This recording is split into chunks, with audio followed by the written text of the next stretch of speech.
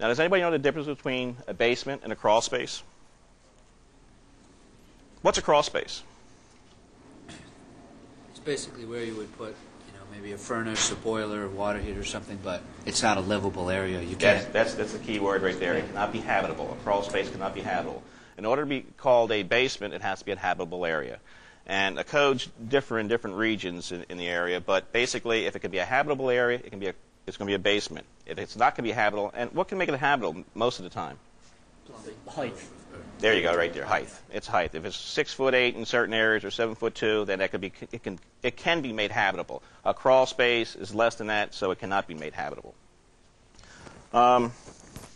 Different types of foundation materials. One, concrete. In my opinion, concrete's probably about the best foundation out there, and you're probably going to find it in 70% of the construction, especially in this area.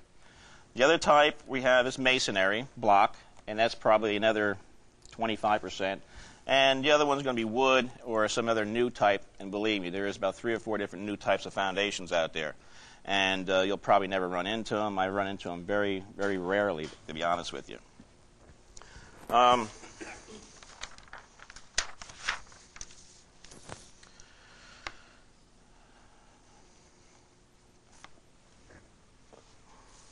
Foundation waterproofing, we're going to go to a slide here, or an overhead. And I'm going to put a slide up, and we're going to go over the waterproofing procedures for new construction. And this one's going to be concrete, or actually it could be masonry also.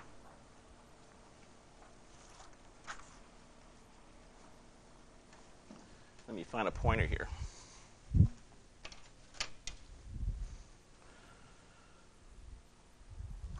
Concrete wall. Does anybody know what they do? They prep a concrete wall.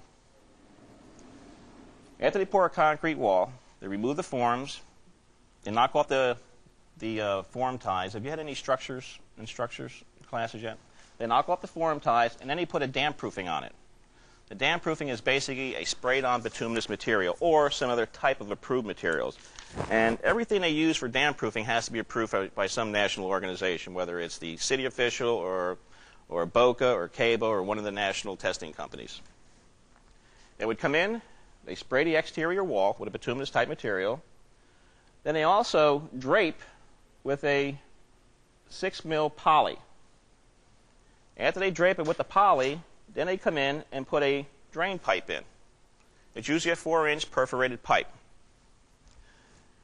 The 4-inch perforated pipe is usually sitting on about 2 inches of gravel.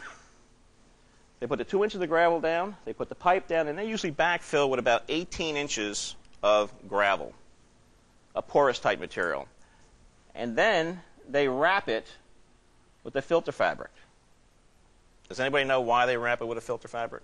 To keep dirt and things like that from settling into the silt. To keep silt.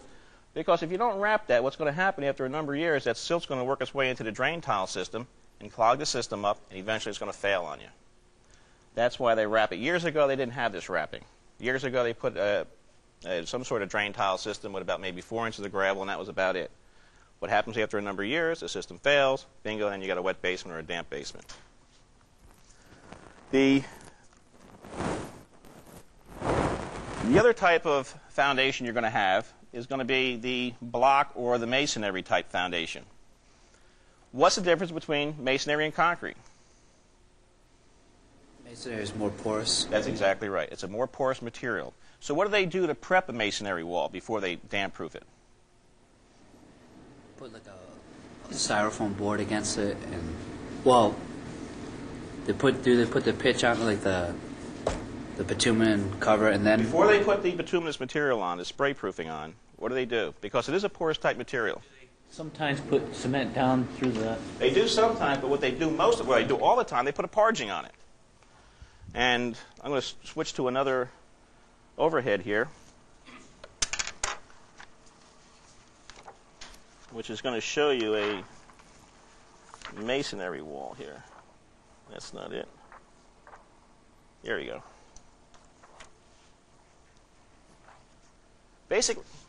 Basically, a parging is about 3/8 to a 1/2 inch of mortar. They mix up the mortar, and they just rub it on the wall to make a smooth surface. After they do that, they spray it. And then basically to do the same type of waterproofing or drain tile system would be with concrete.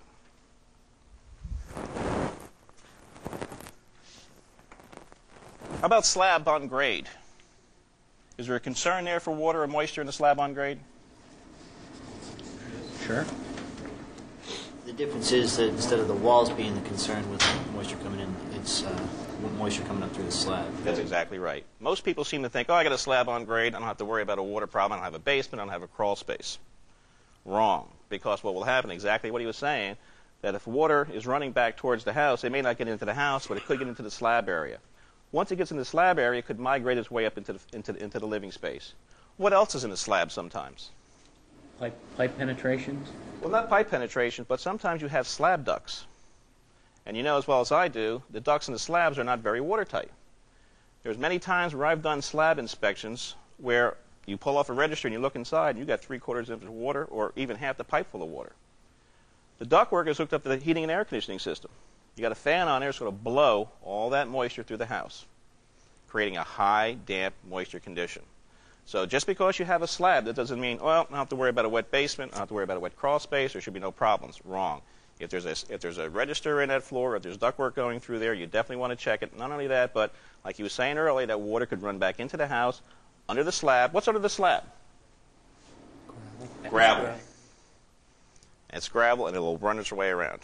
So it could definitely become a moisture problem.